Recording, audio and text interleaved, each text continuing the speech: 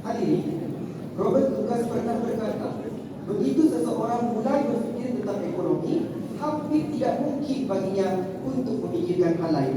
Maka saya ucapkan terima kasih kepada Sri Dewan kerana bersama-sama kami mendalami dan menghayati usul ekonomi di Dewan yang mulia pada malam ini. Cuma, ada beberapa teguran yang ingin saya sampaikan kepada pihak kerajaan dalam sesi penggulungan ini. Bacaan usul Puan kali terakhir, pemberian subsidi bersasar, penyelesaian krisis ekonomi rakyat.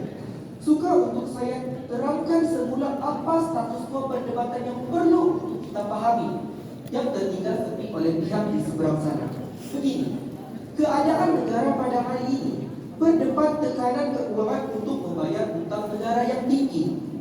Maka, wujud keperluan untuk menjimatkan wang hasil daripada pelaksanaan subsidi bersasar agar ia boleh dilakukan untuk membantu rakyat berpendapatan rendah dalam bentuk bantuan-bantuan yang lain. Hadirin hadirat sekalian, Pengarah Pusat Penyelidikan Dasar Universiti Sains Malaysia menyatakan bahawa pelaksanaan subsidi bersasar ini adalah perlu sebagai strategi pengurusan fiskal yang lebih mampan untuk jangka masa yang lebih panjang. Apa kaitannya dengan rakyat? Untuk melindungi golongan miskin berpendapatan rendah dan kumpulan terdedah, menyumbang kepada kestabilan serta pertumbuhan ekonomi negara, dan menyelesaikan masalah kemiskinan dan ekonomi rakyat. Inilah yang perlu diceritakan oleh pihak di seberang sana yaitu ciri eksklusif pemberian subsidi bersasar. Barulah kita boleh cerita bagaimana pemberian subsidi bersasar ini dapat menyelesaikan ataupun tidak menyelesaikan krisis ekonomi rakyat. Pun begitu, masalah di perwakilan kerajaan pada hari ini melompat, hadirin hadirat sekalian. Sebab analisis yang mereka cuba untuk kaitkan pada hari ini, mereka hendak menilai keupayaan subsidi bersasar yang kita tidak tahu pun mana asal subsidi bersasar yang mereka cuba katakan pada hari ini. Sekejap sebelum zaman Covid lah, sekejap semasa zaman Covid lah, sekejap selepas zaman Covid lah. Itulah yang saya cuba asap dalam kesinambungan sebentar tadi. Tapi mereka katakan, oh ini salah satu bentuk penambahbaikan sistem. Gagal pihak kerajaan pada hari ini dalam menceritakan tentang mekanisme pemberian subsidi bersasar.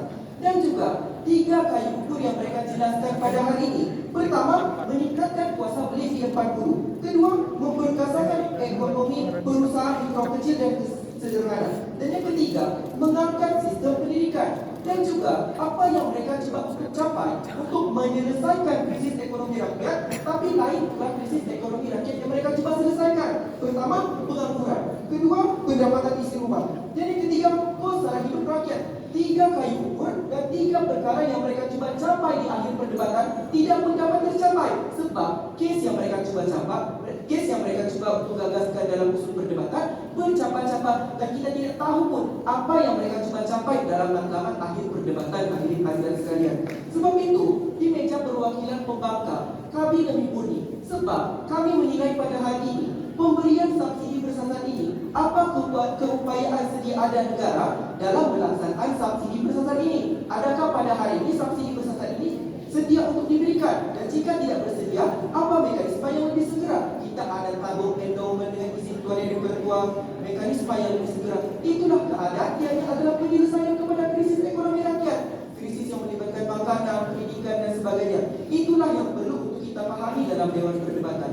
Di akhir perdebatan, Anda melihat 2 ciri sisi di antara kerajaan dan pembangkang. Di meja perwakilan pembangkang, kami lebih murni. Sebab kami jelaskan kepada seisi dewan apa subsidi bersasar itu, hadirin hadirat sekalian.